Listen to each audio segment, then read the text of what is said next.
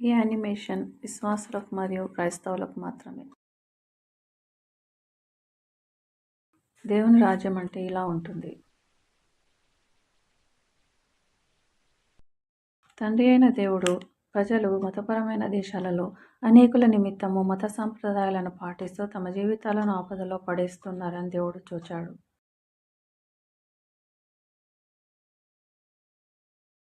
యేసు ప్రభువు, నీవు ప్రేమించే నీ పిల్లలు మతపరమైన దేశాలలో అనేకల కొరకై తమ జీవితాలను ప్రమాదంలో పడవేసుకుంటున్నారు. నేను వెళ్ళి వారికి సాక్ష్యంగా వారికి బదులుగా నన్ను కనపరుచుకుంటాను. తండ్రి అయిన దేవుడు అనుమతించాడు. యేసు ప్రభువు భూమి మీదికి బయలుదేరాడు.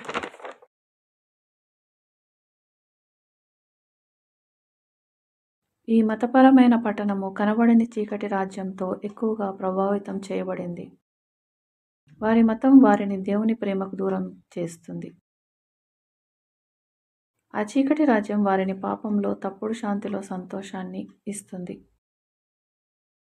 అది ప్రజలను నిరుత్సాహంతో, గందరగోళంలో, దాడి చేసేవారిగా మరియు కొన్నిసార్లు ఆత్మహత్యకు ప్రేరేపిస్తుంది.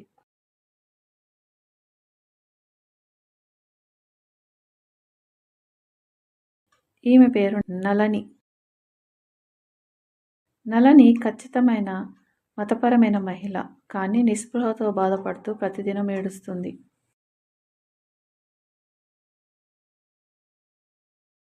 నళని తనలో తాను అనుకుంటుంది, నేనెందుకు సంతోషంగా లేను, నాకు అర్థం అవ్వడం లేదు.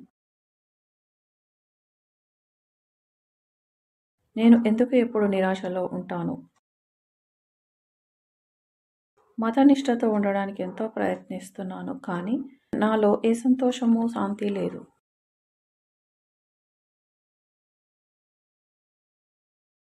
దేవునిలో నా విశ్వాసాన్ని పెంచడానికి నా మతపరమైన బోధ సహాయం చేయడం లేదు. నన్ను నేను చంపుకోమని నా మనసు అంటుంది. దేవా, నాకు సహాయం చేయి.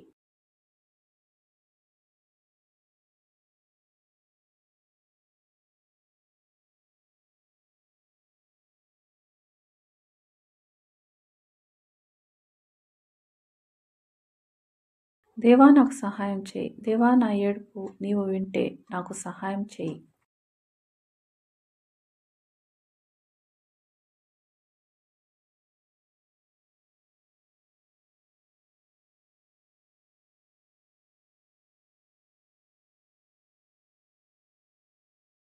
నీవు ఎవరు?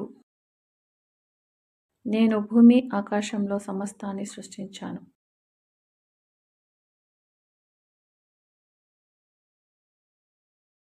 యోహాను 20:31 ప్రకారం నేను దేవుని కుమారుణ్ణి. జీసస్. యేసు ఎవరు? అవును, నేను నిన్నెంతో ప్రేమిస్తున్నాను. నన్ను నమ్ముతున్నావా?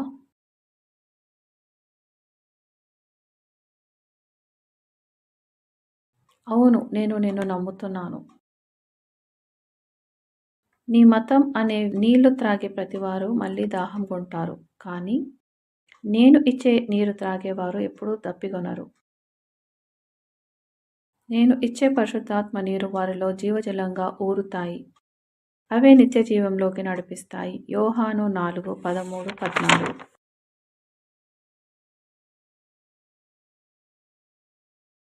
యేసు, ఈ నీటిని నాకు ఇవ్వండి, నీతో నిత్య జీవం గడపాలని ఉంది. ఈ జీవజలం పరిశుద్ధాత్మ యొక్క జీవజలాలు. నళని యేసుని తన సొంత రక్షకునిగా అంగీకరించుటకు సిద్ధపడింది. దేవుడు ఆమెను క్షమించాడు. ఆమె పాపపు దాసత్వం నుండి విడుదల చేయబడింది. నళని ఇప్పుడు యేసుక్రీస్తు ద్వారా దేవుని కుమార్తె. ఆ నీటి ఊట నిత్య జీవంలోనికి నడిపిస్తుంది. యోహాను 7:37-39 ప్రకారం దేవుడు ప్రతి విశ్వాసికి నిత్య జీవం అనుగ్రహిస్తాడు. ఇదే దేవుని రాజ్యం.